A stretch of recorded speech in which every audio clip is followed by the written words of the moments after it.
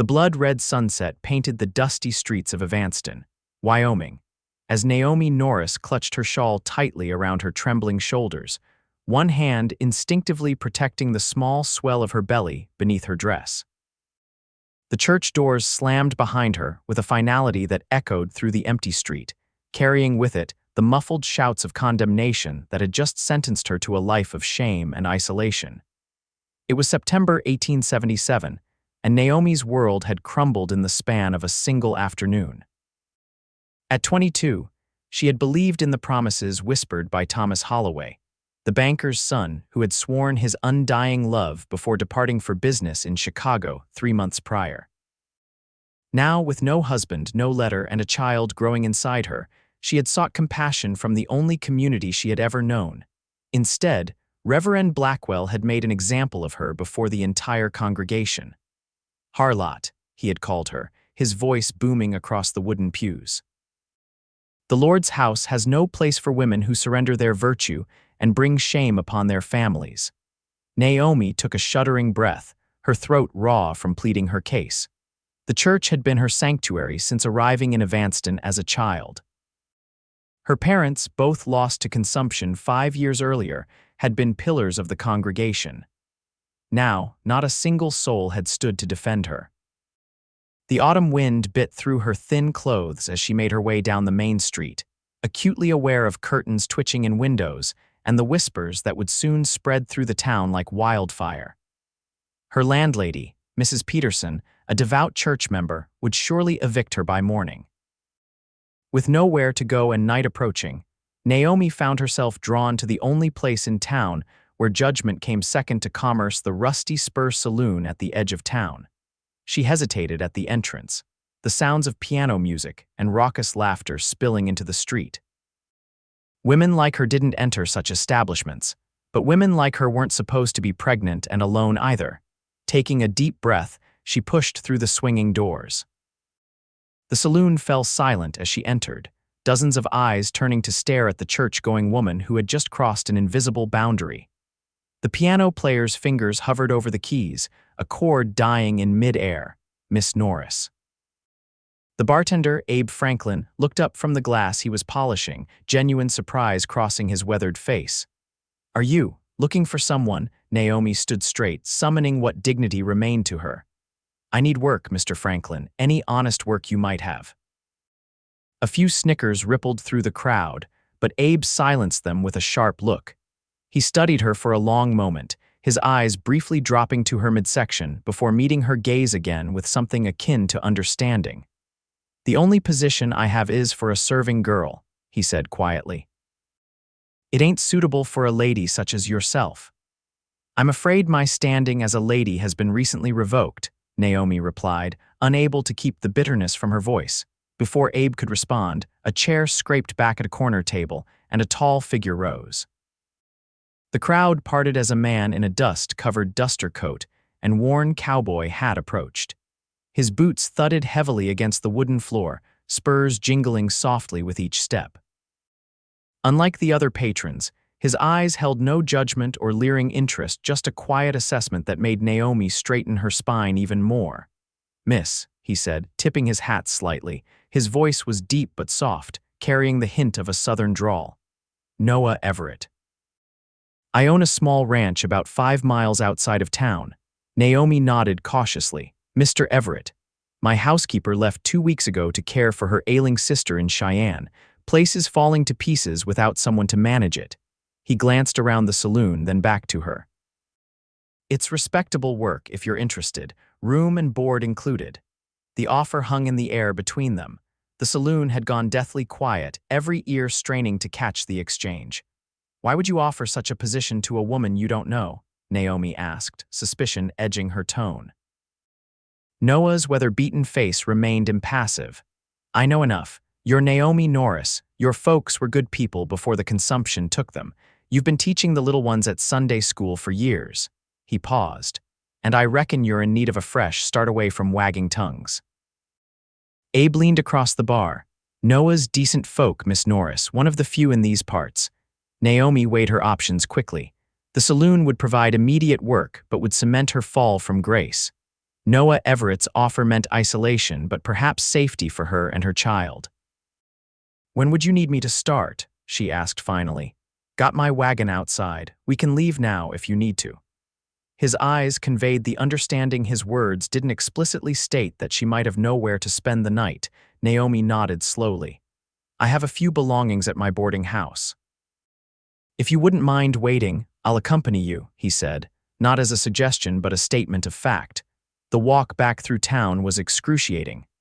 Naomi felt eyes following them from every window, could practically hear the gossip starting.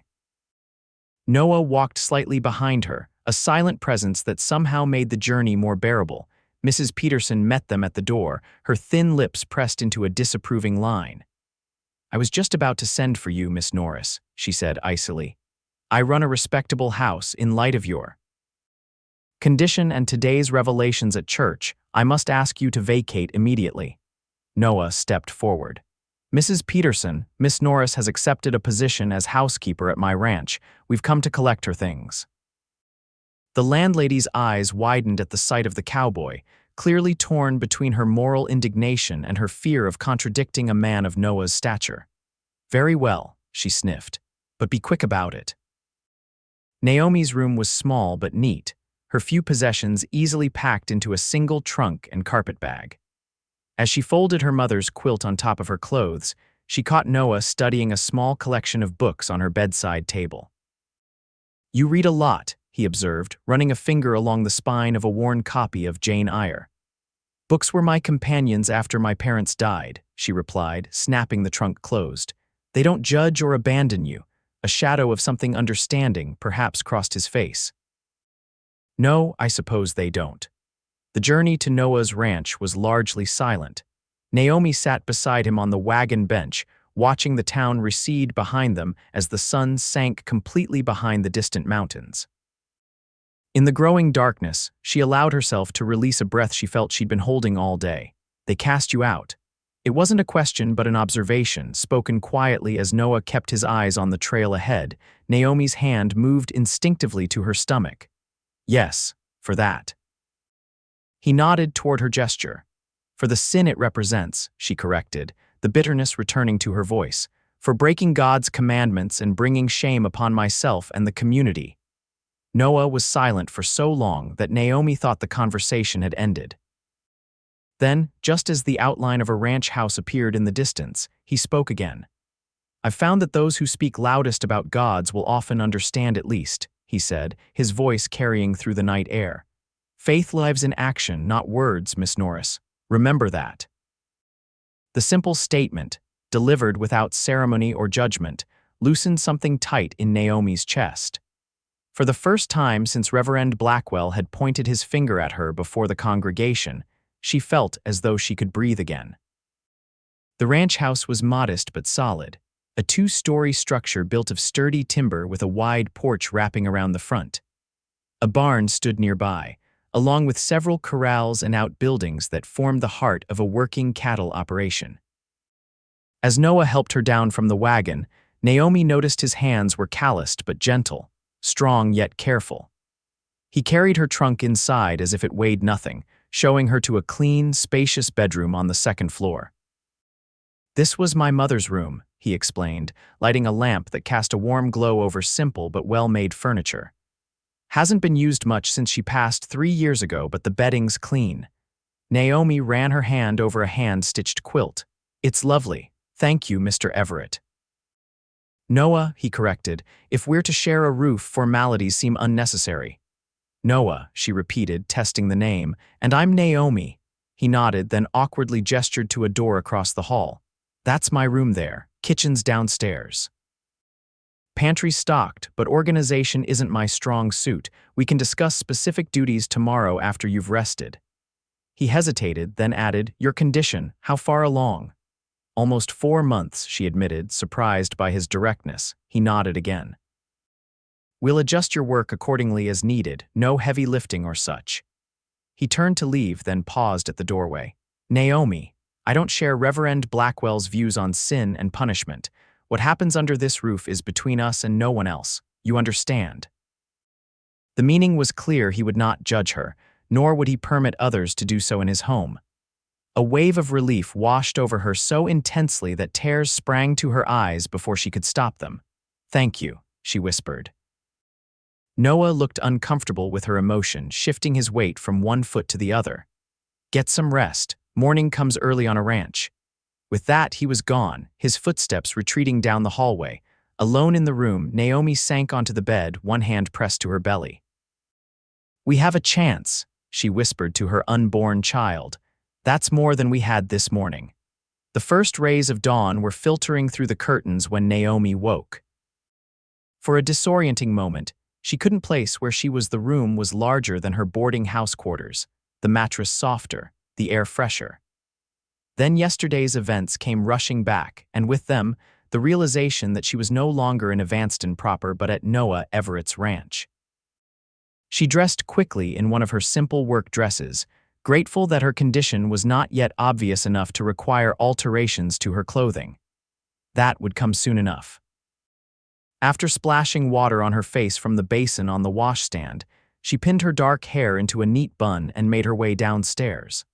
The kitchen was spacious, but showed the neglect Noah had mentioned. Dishes were stacked haphazardly, the stove needed cleaning, and a layer of dust covered most surfaces.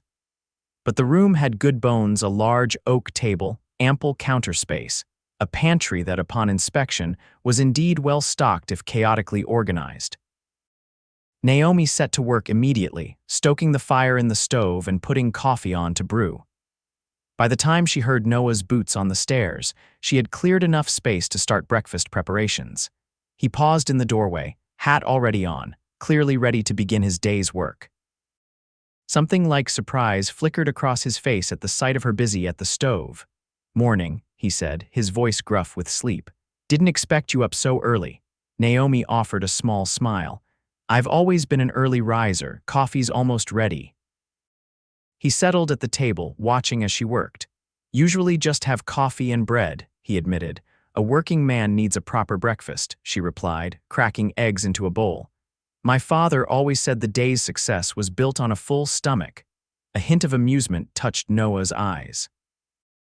"Your father sounds like a practical man." He was. Naomi felt a pang of grief, still sharp after 5 years. A carpenter by trade, but he lived by simple truths. Soon, the kitchen was filled with the smell of bacon frying and biscuits baking.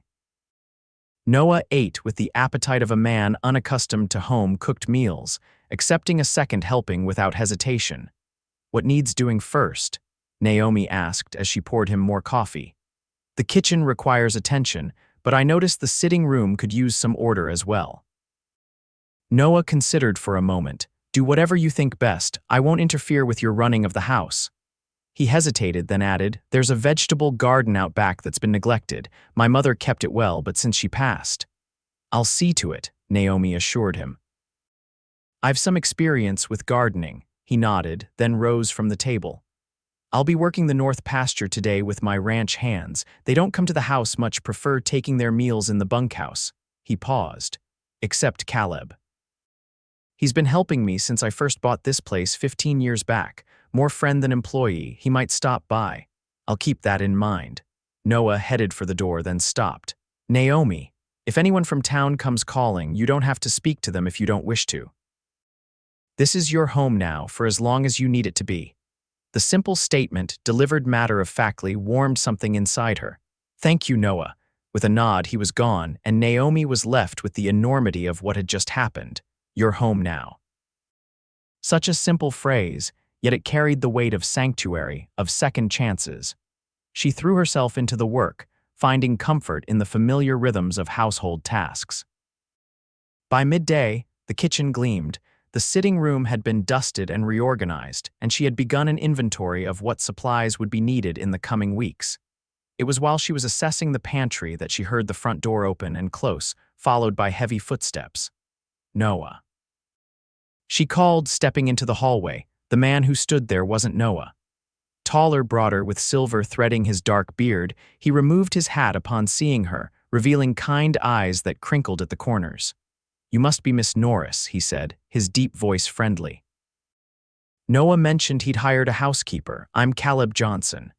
"Pleased to meet you, Mr. Johnson." Naomi replied, immediately recognizing the name Noah had mentioned that morning. Noah said you might stop by. Caleb smiled, revealing a slightly crooked front tooth. Just Caleb, please.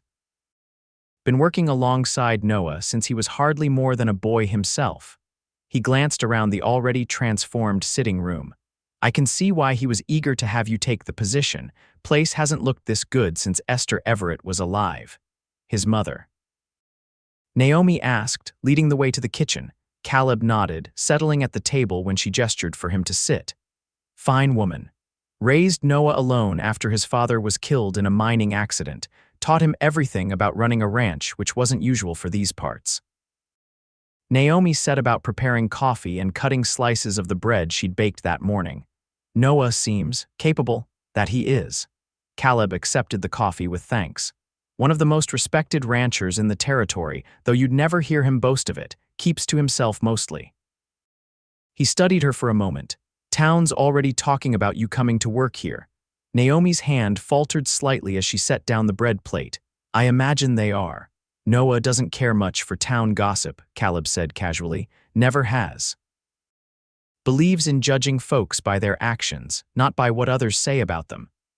He mentioned something similar, Naomi murmured, remembering Noah's words from the night before. Faith lives in action, not words. Caleb nodded thoughtfully. Noah's faith is a quiet thing. Not the kind that needs announcing from pulpits. Seen him ride 20 miles in a blizzard to deliver medicine to a family whose children were sick. Same family the Reverend wouldn't visit because the father had gambling debts. He took a sip of coffee. That tells me more about a man's heart than any sermon ever could. The conversation shifted to practical matters about the ranch, how many hands they employed. 6 full-time, more during roundup. The size of the herd 800 head and growing. The challenges of the coming winter. Naomi found herself increasingly curious about her employer, but refrained from asking the personal questions that burned in her mind. As if reading her thoughts, Caleb volunteered. Noah's 34. Came here from Tennessee after the war, built this place from nearly nothing. His eyes twinkled. And before you wonder, no, he's never been married. Had his chances, mind you.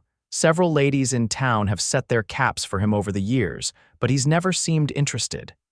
Mr. Johnson, Naomi began, a blush warming her cheeks. Just offering information that might be useful to a housekeeper, Caleb said innocently, though his smile suggested otherwise. After Caleb left, promising to return for dinner with Noah, Naomi found herself contemplating the man who had offered her sanctuary when no one else would. There was clearly more to Noah Everett than his quiet demeanor suggested, a depth of character that intrigued her despite her determination to maintain a proper distance. It doesn't matter, she told herself firmly, one hand resting on her growing belly.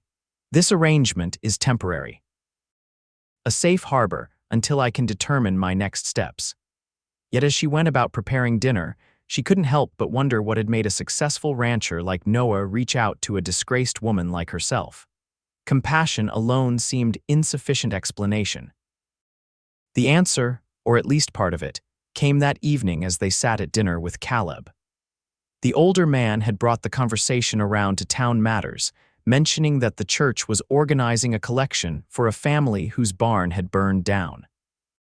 Reverend Blackwell announced it would be the focus of next Sunday's sermon, Caleb said, helping himself to more stew. Charity and community responsibility. Noah made a sound that might have been a scoff. Blackwell talks plenty about charity, seen less evidence of him practicing it. Now Noah, Caleb chided gently. The man has his faults, but he does oversee the church's good works. From a comfortable distance, Noah replied, then glanced at Naomi. Sorry, don't mean to speak ill of your spiritual leader. Naomi set down her fork.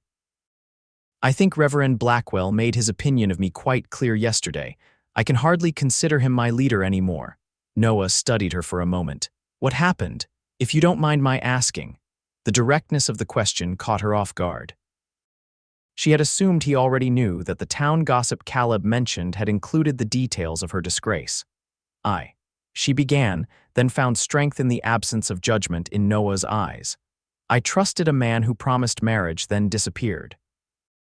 When I discovered my condition, I went to the Reverend for counsel. thinking he might help me locate Thomas or at least offer guidance. She laughed bitterly. Instead, he called a special meeting of the congregation and denounced me publicly as a harlot and sinner. Noah's jaw tightened. Thomas. Thomas Holloway, Naomi blinked in surprise. Yes, you know him, the banker's son. Noah's voice had taken on a hard edge. Fancy clothes, fancier words. Been throwing money around town for months. Caleb set down his coffee cup with deliberate care. Seems to me a man who makes promises to a lady ought to keep them. Yes, Noah agreed, his eyes never leaving Naomi's face. He ought to. Something in his tone made Naomi sit straighter. What aren't you telling me? Noah exchanged a glance with Caleb, then sighed. Holloway left town 3 weeks ago. Word is he's engaged to a banker's daughter in Chicago. Has been for some time, apparently. The confirmation of what Naomi had begun to suspect hit her like a physical blow. She pressed a hand to her mouth, willing herself not to cry in front of these men. I'm sorry, Noah said quietly. You deserve to know the truth. And the church? Caleb asked gently. They cast you out completely? Naomi nodded, regaining her composure. Reverend Blackwell made it clear I was no longer welcome, called me a corrupting influence on the town's young women. Noah's hand curled into a fist on the table. While Holloway walks free, reputation intact. The world judges women harshly for what it forgives in men, Naomi said simply. Not everyone, Noah replied, his gaze intense. Not here. In that moment, Naomi understood part of what had motivated Noah's offer. It wasn't just charity or kindness, it was a sense of justice, a rejection of the hypocrisy that had allowed her to be condemned while Thomas escaped consequences. Thank you, she said softly, for telling me the truth. And for, she gestured around them, encompassing the house, the sanctuary he had provided. Noah nodded, seemingly uncomfortable with her gratitude. Like I said, this is your home now for as long as you need. Later, as she prepared for bed, Naomi reflected on the day's revelations. Thomas was engaged, had likely been engaged even as he whispered promises of love and devotion to her. The knowledge should have devastated her, yet instead she felt strangely liberated.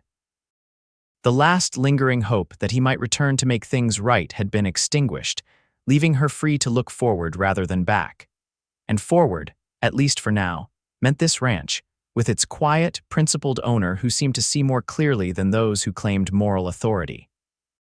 We'll be all right, she whispered to her unborn child as she drifted off to sleep. Somehow we'll find our way. The days settled into a rhythm as autumn deepened across the Wyoming territory. Naomi transformed the ranch house, room by room, into a well-ordered home. The neglected garden yielded a final harvest under her care before the first frost, providing vegetables that she canned and preserved for the winter ahead. Noah left early each morning and returned as dusk approached, sometimes with Caleb, sometimes alone.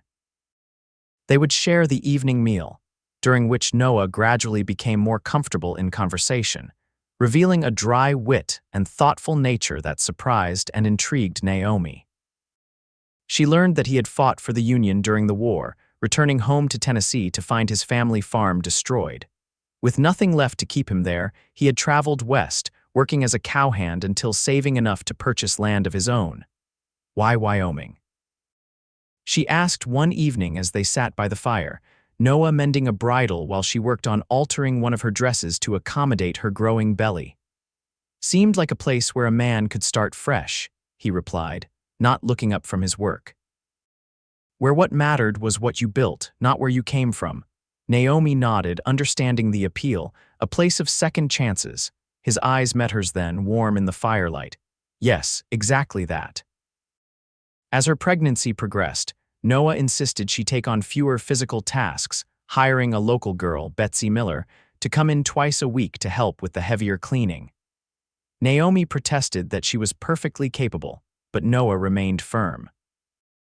My mother worked herself to exhaustion during her pregnancy, he explained quietly one evening.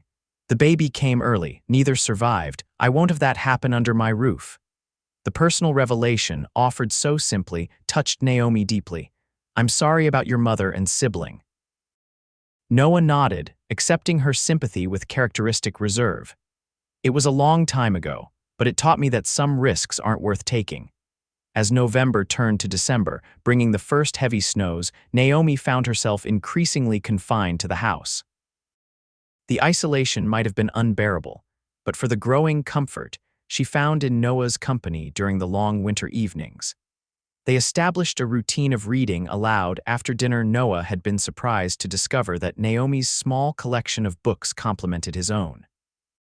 His mother had valued education, ensuring her son grew up with a love of literature unusual among ranchers.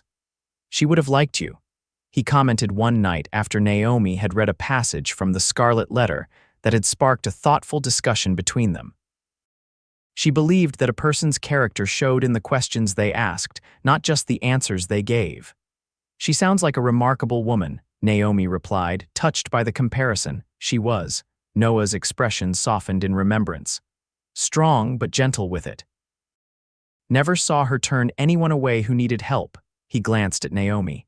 "She would have opened the door to you without hesitation." "Like son, like mother," Naomi said softly. A flush crept up Noah's neck, visible even in the firelight. "Just did what was right."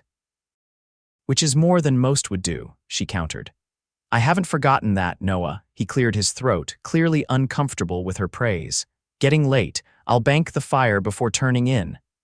As he moved about the room preparing it for the night, Naomi watched him surreptitiously. Over the weeks, her feelings toward Noah had evolved from gratitude to respect, and now, increasingly, to something warmer and more complicated. She found herself noticing details: the way his hair curled slightly at the nape of his neck, the quiet grace with which he moved despite his size, the gentle way his weathered hands handled delicate objects. Such thoughts were dangerous. Noah had offered her sanctuary, not courtship. And she was in no position to entertain romantic notions unwed, pregnant with another man's child, her reputation in tatters. That Noah treated her with respect and kindness didn't mean his feelings extended beyond basic decency and perhaps friendship. Yet sometimes she caught him looking at her with an expression she couldn't quite decipher, something beyond courtesy, beyond the reserve he maintained with most people. In those moments, a treacherous hope would flare in her chest before she ruthlessly extinguished it. On Christmas Eve, a particularly fierce blizzard descended upon the ranch, howling around the eaves and piling snow against the windows. Noah had returned from checking the livestock in the barn, stomping snow from his boots and bringing a blast of frigid air with him. "All secure," he reported, hanging his heavy coat by the door. "But we're in for a rough night, winds picking up and visibility's down to nothing." Naomi handed him a mug of hot coffee laced with whiskey. "Caleb made it back to his cabin, just before the worst hit." Noah accepted the mug gratefully, his fingers brushing hers in the exchange. "He sends his regrets about missing Christmas dinner tomorrow. We'll save him a plate," Naomi promised. "I've made enough for half the county anyway." Noah smiled, the expression transforming his usually solemn face. "Been smelling those pies all afternoon. Nearly drove me to distraction while I was mending fences." Naomi laughed. "Well, you'll have to wait until tomorrow for those, but I did make a special supper for tonight." The Christmas Eve meal was simple but abundant: roasted chicken, potatoes, carrots from the garden she had preserved, and freshly baked bread. Noah's appreciation was evident in his hearty appetite, and the second helpings he accepted without hesitation. "Never had much of a Christmas growing up," he admitted as they sat by the fire afterward, a rare glass of brandy in his hand. "Mother tried her best, but there wasn't money for extras." "My parents always made it special, even with little," Naomi replied. "It was the one day Father refused to work. We'd spend the whole day together, reading the Christmas story, singing carols." She smiled at the memory. "Mother would save sugar for months to make one special cake." Noah studied her over the rim of his glass. "You miss them." "Every day," Naomi admitted, "but especially now." Her hand moved to her rounded belly. "They would have loved this child regardless of the circumstances." Noah was silent for a long moment. "What will you do? After the baby comes, I mean." The question caught Naomi off guard. It was one she had carefully avoided contemplating, preferring to focus on the immediate future rather than the uncertain path beyond the birth. "I don't know," she admitted. "I've saved the wages you've paid me, perhaps enough to start somewhere new where no one knows my story. Noah set down his glass. You could stay. The simple statement hung in the air between them, laden with possibilities neither had acknowledged aloud. As your housekeeper, Naomi asked carefully. Noah met her gaze directly. If that's what you want. Or. He hesitated, seeming to search for words. Naomi, I'm not a man who speaks easily of feelings, but these months with you here it's been more than just having the house kept or meals cooked.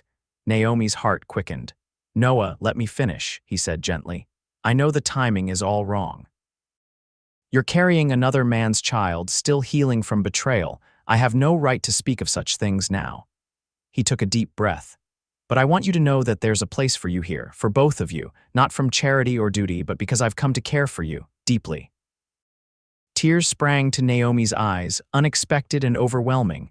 You can't mean that. The scandal, the gossip, it would follow us both. Let it, Noah said, with a firmness that brooked no argument. I've never much cared what people say, only what's true. And what's true is that you've brought light back to this house. To me, my child would be raised as my own, Noah said simply, if you'll allow it. Naomi struggled to find words, emotions warring within her: hope, fear, disbelief, and something else she hadn't permitted herself to name until now. I need time, she whispered finally, to be certain, for both our sakes. Noah nodded, no disappointment visible in his expression. Of course. There's no hurry, Naomi. I just wanted you to know, you have choices, more than you might believe. The moment was interrupted by a particularly violent gust of wind that rattled the windows. Noah rose, moving to check that the shutters were secured. Storm's getting worse, he observed.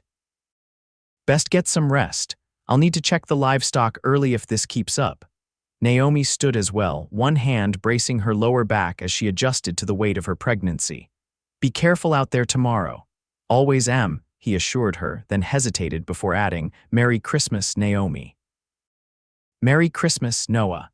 As she made her way upstairs to her bedroom, Naomi's mind whirled with the implications of Noah's words. He cared for her not just as an employee or a charity case, but as a woman. He was offering a future not just to her, but to her child, a family, a home. It seemed too much to hope for, too perfect a solution to the predicament that had seemed insurmountable just months before. Yet Noah was not a man given to idle words or rash promises. If he said he cared for her, he meant it with the same quiet certainty that characterized everything about him. Naomi slept fitfully that night, the blizzards howling an echo of her own turbulent thoughts. By morning, the storm had abated somewhat, though snow still fell heavily. She rose early, knowing Noah would need a substantial breakfast before venturing out to check on the livestock. She found him already in the kitchen, stoking the fire in the stove to drive away the pre-dawn chill. You should have called me, she chided gently. I would have come down to start breakfast. Noah shook his head. You need your rest. His eyes held a question as they met hers whether last night's conversation had changed things between them. Naomi offered a small smile. I've been thinking about what you said. And, his voice was carefully neutral, and I think. She began, then stopped as a sharp pain lanced through her abdomen. Her hand flew to her belly. Oh, Noah was beside her instantly, concern etched on his face. What is it, the baby? Just a twinge, Naomi assured him, though uncertainty colored her voice. It's too early yet. The baby isn't due for another month at least, Noah frowned. Sit down, I'll fetch you some water. But as he turned toward the pump, another pain gripped Naomi, stronger than the first. She gasped, clutching the back of a chair for support. Noah was at her side again in an instant. That's no twinge. How long have you been feeling these pains? Just started, she managed, breathing carefully as the contraction eased. But it's too soon, Noah. The baby can't come now. His expression was grim. Babies come when they're ready, not when we plan for them. He glanced toward the window, where snow was still falling heavily. No chance of getting the doctor out from town in this weather. Fear clutched at Naomi's heart. What do we do? Noah thought for a moment, his face set in determination. Caleb's wife was a midwife before she passed. He helped her sometimes, he'll know more than either of us. But he's snowed in at his cabin, Naomi reminded him, another pain beginning to build. I'll get him, Noah said firmly. His place is only 2 miles, I can make it. Noah, the storm will have to be dealt with. His tone brooked no argument. "I won't leave you to face this alone, Naomi." He helped her to a chair. "First, let's get you comfortable, then I'll ride for Caleb." The next hour passed in a blur of preparations. Noah moved Naomi to her bedroom, building up the fire and gathering extra blankets. He brought water, towels, anything he thought might be needed. All the while, Naomi's contractions increased in frequency and intensity, confirming that the baby was indeed coming, ready or not. "I need to go now while there's still light," Noah said finally, standing at her bedside. "Will you be all right until I return with Caleb?" Naomi nodded, trying to hide her fear. "We'll manage, just be careful, Noah, please." Something fierce and protective flashed in his eyes. "I'll be back before you know it." He hesitated, then bent and pressed a gentle kiss to her forehead. "Hold on, Naomi, for both of you." With that, he was gone, the sound of his boots on the stairs followed by the front door opening and closing against the howling wind. Alone in the room with only the crackling fire and the storm outside for company, Naomi tried to focus on her breathing as another contraction built. "Your timing leaves something to be desired, little one," she murmured to her unborn child. "But we're going to get through this, together." The hours that followed were the longest of Naomi's life.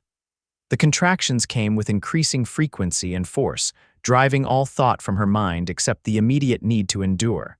She lost track of time, aware only of the rhythm of pain and respite, pain and respite. Outside, the blizzard raged on, rattling the windows and howling down the chimney. Naomi found herself straining to hear the sound of returning horses over the storm, growing more anxious as time passed with no sign of Noah or Caleb. "Please, God," she prayed during a moment of clarity between contractions. "Bring them safely back. Don't let Noah have risked his life in vain."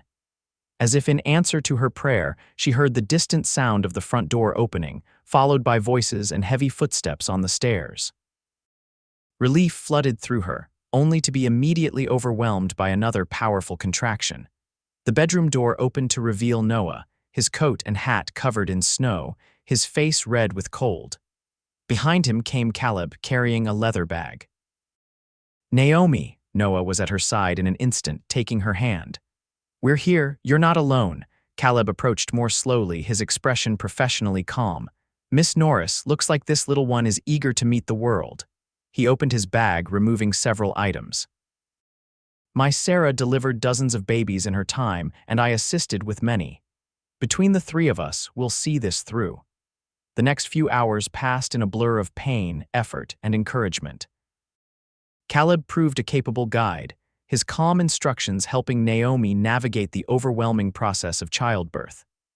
Noah remained by her side throughout, his strong hand never leaving hers, his steady voice a constant reassurance. "You're doing wonderfully," he told her as she fought through a particularly difficult contraction. "So strong, Naomi, so brave." Just when she thought she couldn't endure another moment, Caleb announced, "I can see the head, one more big push, Naomi." Gathering her remaining strength, Naomi bore down with everything she had.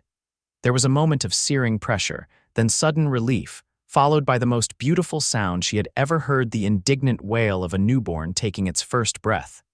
"A boy." Caleb announced, his weathered face breaking into a broad smile. "A fine, healthy boy." Tears streamed down Naomi's face as Caleb cleaned the infant and wrapped him in a soft blanket before placing him in her arms. She looked down at her son's tiny face, perfect in every detail, and felt her heart expand with a love so powerful it left no room for regret or shame. "Hello, little one," she whispered. "Welcome to the world." Noah stood beside the bed, his expression a mixture of awe and tenderness as he gazed at the mother and child. "He's beautiful, Naomi." Naomi looked up at the man who had risked his life in a blizzard to bring help, who had stood by her through her darkest hour, who had offered her a future when all seemed lost. "Would you like to hold him?" she asked softly.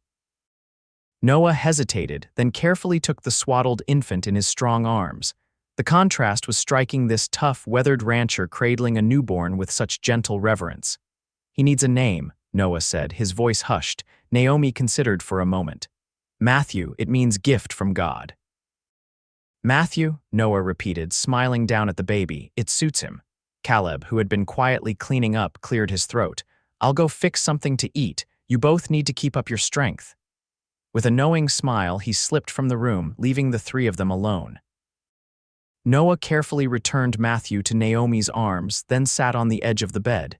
You did it, he said simply. We did it, she corrected. I couldn't have managed without you, Noah.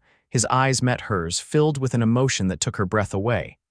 I meant what I said last night, Naomi. More than ever now. Naomi looked down at her son, then back to Noah. In that moment, the answer she had been searching for became crystal clear. I know, she said softly, and if the offer still stands, we would be honored to stay, both of us. Noah's face transformed with a joy so pure it made him look years younger. Nothing would make me happier. He reached out to touch Matthew's tiny hand. I'll be a father to him in every way that matters, Naomi, I swear it. I know you will, she replied, believing it with her whole heart. You're a man of your word, Noah Everett. Outside, the blizzard began to abate, the howling wind softening to a gentle whisper. Inside the warmth of the ranch house, a family had been born not through blood or convention, but through choice, courage, and love. Christmas Day dawned clear and bright, the world transformed into a glistening expanse of white. Naomi woke to find Noah sitting in a chair beside her bed, Matthew sleeping peacefully in his arms. You should have rested, she chided gently. Noah smiled. Couldn't sleep. Wanted to make sure you both were all right. We are, Naomi assured him, her heart full at the sight of them together. More than all right. The day passed quietly, with Caleb joining them for a simple Christmas dinner. The elaborate meal Naomi had planned remained largely unprepared, but no one seemed to mind. There was a different kind of celebration happening, the celebration of new life, new beginnings, new hope. As Caleb prepared to return to his cabin in the late afternoon, he pulled Noah aside. Naomi, resting in a chair by the fire with Matthew in her arms, overheard their conversation. You've got yourself a family now, Noah, Caleb said, clapping his friend on the shoulder. Something I always hoped you'd find. Noah's gaze drifted to Naomi and Matthew. Never expected it to happen this way. The Lord works in mysterious ways, Caleb replied with a smile, but I'd say his timing was perfect. After Caleb left, Noah settled in the chair opposite Naomi. They sat in comfortable silence, watching the fire and the sleeping infant. We should be married, Noah said finally, when you're recovered and the weather permits travel to town. Naomi looked up, startled by his directness. Noah, are you certain? The gossip, the scandal, let them talk, he interrupted firmly. Matthew deserves a father in name as well as deed. And you deserve the protection of my name and standing. His expression softened. Unless you'd prefer to wait, Naomi considered his words. There was no doubt in her heart that she had grown to love this quiet, principled man. What had begun as gratitude had blossomed into something deeper and truer than anything she had felt for Thomas Holloway. I don't need to wait, she said softly. But Noah, I want you to be sure this is what you want, not just for Matthew's sake or out of some sense of duty. Noah leaned forward, his eyes intent on hers. Naomi Norris, I've never been more certain of anything in my life. I love you, both of you, and I want us to be a family in every sense of the word. The simple declaration, spoken without embellishment but with profound sincerity, brought tears to Naomi's eyes. Then yes, I will marry you, Noah Everett. His smile was like the sun breaking through clouds. As soon as the pass is clear then. Though I reckon we're already more married in the ways that matter than most folks who have stood before a preacher. Naomi thought of Reverend Blackwell, of the judgment and condemnation she had faced in the church that had once been her sanctuary. Speaking of preachers, Reverend Blackwell may refuse to marry us given my situation. A determined look crossed Noah's face. Then we'll find someone who will. There's a circuit rider who comes through the northern settlements every few months. Man of genuine faith, from what I hear. Faith that lives in action, not words, Naomi asked, recalling Noah's statement from their first night at the ranch. Exactly that, Noah agreed, reaching across to take her hand. The only kind worth having, in my view. The weeks that followed were a time of adjustment as Naomi recovered from childbirth, and they all adapted to life with a newborn. Matthew proved to be a strong, healthy baby with a powerful set of lungs that ensured no one in the household slept through the night. Yet even in the midst of exhaustion, Naomi found herself happier than she had ever been. Noah took to fatherhood with surprising ease, displaying a natural tenderness that contrasted with his usual reserved demeanor. He would spend hours simply holding Matthew, talking to him in a low, gentle voice about the ranch, the livestock, the land that would someday be his inheritance. By February, the worst of winter had passed, and travel to town became possible again. News of Matthew's birth and Noah's intentions had preceded them, carried by Caleb and the ranch hands who occasionally ventured into Evanston for supplies. "Town's buzzing with talk," Caleb reported one evening. Reverend Blackwell gave a whole sermon last Sunday about moral corruption and the dangers of enabling sinners. Noah's jaw tightened. Did he mention names? Didn't need to. Everyone knew who he meant. Caleb glanced at Naomi apologetically. "Mrs. Peterson was particularly vocal afterward, telling anyone who'd listen how she'd known all along that you were a woman of questionable virtue." Naomi felt a flash of the old shame, quickly replaced by indignation. "I suppose Thomas Holloway's name didn't come up in all this moral outrage." "Funny you should mention that," Caleb said, a glint of satisfaction in his eyes. "Seems Holloway's engagement in Chicago fell through. Word is, the young lady's father discovered some financial improprieties. He's back in town, staying with his parents and keeping a low profile." Noah and Naomi exchanged a glance. "Does he know about Matthew?" Noah asked quietly. "Town this size, he knows," Caleb confirmed. "But he's made no move to acknowledge the situation one way or another." "Good," Noah said firmly. "Matthew is my son now in every way that matters." Naomi reached for his hand, her heart full of gratitude for this man who had chosen to love her and her child. Their wedding took place in early March, not in the church that had cast Naomi out, but in their own home, with the circuit riding minister Noah had mentioned performing the ceremony. Caleb stood as witness, along with several of the ranch hands and a few neighbors who had quietly maintained friendly relations despite the town's gossip. Naomi wore a simple blue dress she had sewn herself, with 3-month-old Matthew in her arms throughout the brief service. Noah, unusually formal in a clean suit and freshly trimmed beard, spoke his vows in a clear, unwavering voice that carried to every corner of the room.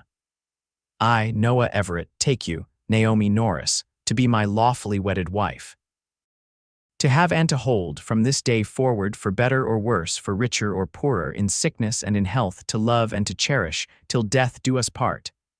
As the minister pronounced them husband and wife, Naomi felt the last of her fears fall away. This was right. This was where she belonged. With Noah and Matthew, she had found not just shelter but a true home. The small reception that followed was modest but joyful, with plenty of food and even some music when one of the ranch hands produced a fiddle. As dusk fell and the guests began to depart, Naomi found herself standing on the porch with Noah, watching the first stars appear in the clear spring sky. "Happy, Mrs. Everett?" Noah asked, his arm around her waist. Naomi leaned against him, Matthew sleeping peacefully in her arms. "More than I ever thought possible," she admitted. "A year ago, I couldn't have imagined this life." "Nor I," Noah replied. "Funny how things work out sometimes." Their peaceful moment was interrupted by the sound of an approaching horse. Noah tensed, stepping slightly in front of Naomi as a rider came into view in the fading light. Naomi recognized him immediately, even after 6 months. Thomas Holloway, impeccably dressed as always, looking somewhat uncomfortable as he reined his horse to a stop at the foot of the porch steps. "Everett," he nodded to Noah, then turned his attention to Naomi. "Miss Norris, or I suppose it's Mrs. Everett now, congratulations." "What do you want, Holloway?" Noah's voice was cold. Thomas shifted in his saddle. "I heard about the child. My father suggested I should address the situation." "The situation has been addressed," Noah replied evenly. "Matthew is my son now, legally and in every other way." Thomas looked relieved. "Yes, well, that's good, very good. I just wanted to make sure there were no lingering expectations." Naomi felt a surge of anger at the man who had abandoned her without a word, who had made promises he never intended to keep. But looking at him now, she felt something else too: pity, and a profound gratitude that his betrayal had led her, however painfully, to Noah. "The only expectation I ever had, Thomas, was honesty," she said calmly. "Something I've found in abundance with my husband." Thomas had the grace to look ashamed. I am sorry, Naomi, truly, things became complicated. Save your apologies," Noah interrupted. "They're 6 months too late." Thomas straightened in the saddle. "Yes, well, I just wanted to clear the air. Father thought it best, what with business interests in the area and all." "Consider it cleared," Naomi said coolly. "Goodbye, Thomas." With a terse nod, Thomas turned his horse and rode away, disappearing into the gathering darkness. Noah watched him go, his arm tightening around Naomi. "Are you all right?" Naomi looked up at her husband, then down at their sleeping son. "Perfectly all right. He has no power to hurt me anymore, Noah." "I have everything I need right here," Noah smiled, pressing a kiss to her forehead. "As do I, Mrs. Everett, as do I." Spring turned to summer, and life on the Everett ranch settled into a pleasant rhythm. Naomi's reputation in town slowly began to recover as Noah's standing as a respected rancher outweighed the scandal of their unconventional beginning. While some, like Mrs. Peterson and Reverend Blackwell, maintained their disapproval, others gradually warmed to the young family, particularly as they witnessed Noah's devotion to his wife and adopted son. One Sunday, in late August, Naomi made a decision that had been forming in her mind for months. "I want to go to church today," she announced over breakfast. Noah looked up from his coffee, surprise evident on his face. "Blackwell's church? Are you certain?" Naomi nodded, adjusting Matthew on her hip. "I've been hiding away long enough. This is our community, Noah. Matthew should grow up as part of it, not apart from it." Noah studied her for a long moment, then nodded. "All right, but at the first sign of trouble we leave." The small church was nearly full when they arrived, the congregation turning almost as one to stare as Noah escorted Naomi up the aisle, Matthew gurgling happily in her arms. They took seats near the back, but there was no hiding from the whispers and glances that followed their entrance. Reverend Blackwell, standing at the pulpit preparing for the service, faltered visibly upon seeing them. His eyes narrowed briefly before he composed his features into a mask of professional detachment. The service began with hymns, Naomi's clear voice joining in despite the stares. When it came time for the sermon, Reverend Blackwell stepped to the pulpit with a determined air. "Today's scripture comes from the Gospel of John," he announced. "Chapter 8, verses 3 through 11. Naomi recognized the passage immediately, the story of the woman caught in adultery, brought before Jesus by the Pharisees for judgment. Her cheeks burned as she realized the pointed message Blackwell intended to deliver. But as the Reverend read the scripture, emphasizing certain words with meaningful glances toward their pew, something unexpected happened. The familiar words took on a new resonance for Naomi. Jesus straightened up and said to them, "Let any one of you who is without sin be the first to throw a stone at her." Again he stooped down and wrote on the ground. At this, those who heard began to go away one at a time, the older ones first, until only Jesus was left, with the woman still standing there. Jesus straightened up and asked her, "Woman, where are they? Has no one condemned you?" "No one, sir," she said. "Then neither do I condemn you," Jesus declared. "Go now and leave your life of sin." Reverend Blackwell launched into his sermon, focusing on the final admonition to leave your life of sin rather than the compassion Jesus had shown. But Naomi barely heard him. Her mind was on the words of Christ himself, who had faced a crowd eager to condemn and had instead offered mercy and a new beginning. Wasn't that exactly what Noah had done for her? Offered mercy when others condemned, provided a new beginning when her old life had crumbled. Faith lives in action, not words. The phrase echoed in her mind as she gazed at her husband, who sat straight-backed beside her, his expression resolute as the Reverend continued his thinly veiled rebuke. After the service, several congregants hurried past them without acknowledgement, while others offered cautious nods or hesitant smiles.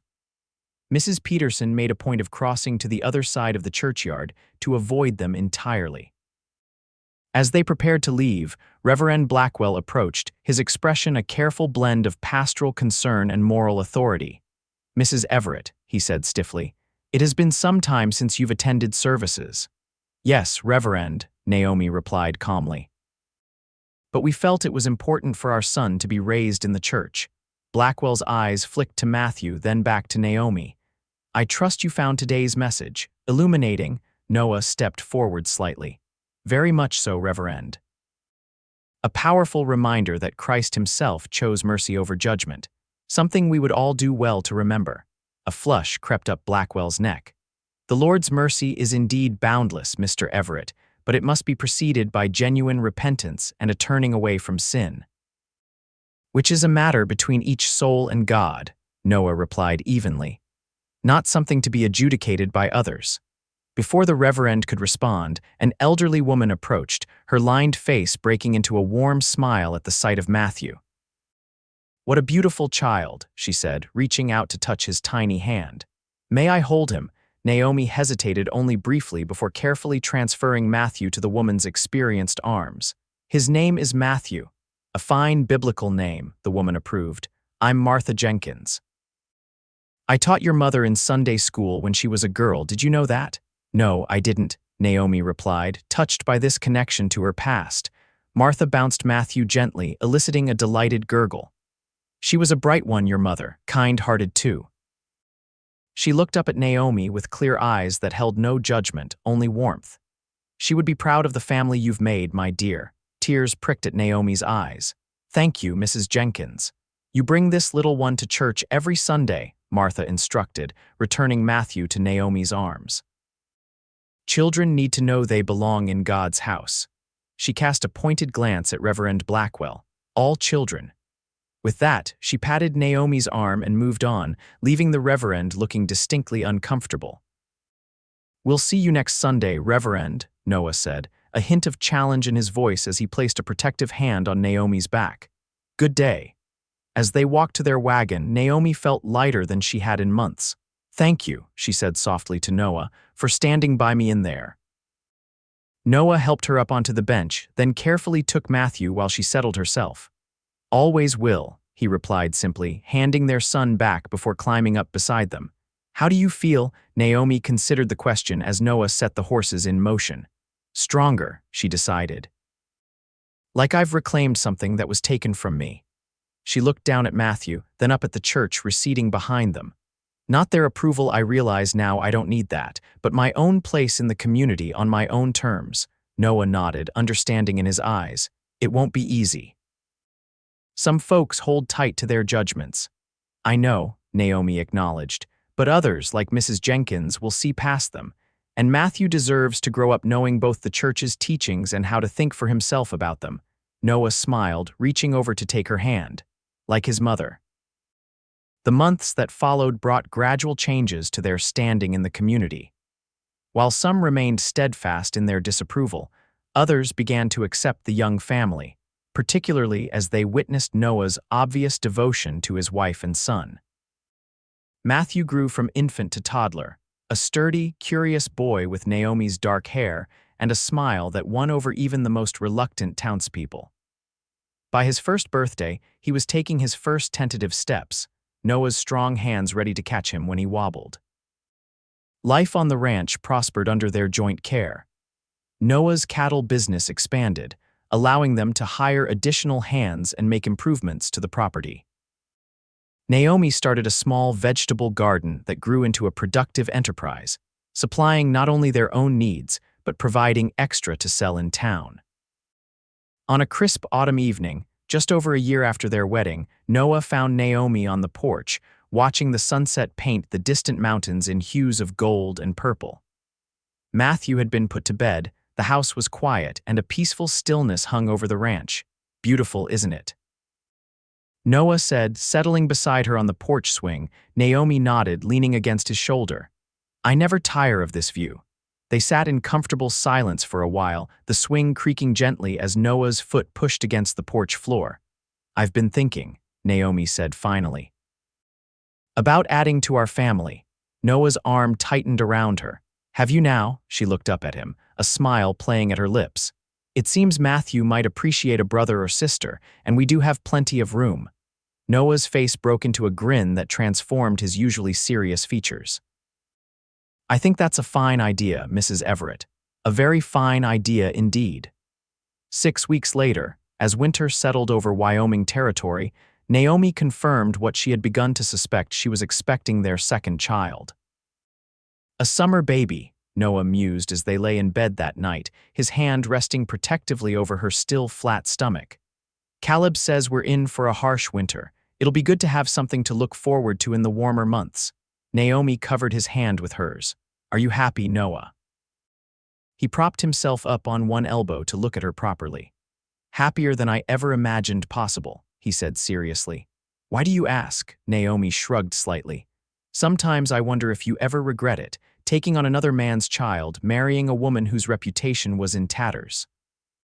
Noah's expression grew solemn. Naomi, the day you walked into that saloon was the luckiest day of my life, though I didn't know it then. He touched her face gently. Matthew is my son in every way that matters, and you brought life back to this house to me. How could I regret that? Tears filled Naomi's eyes.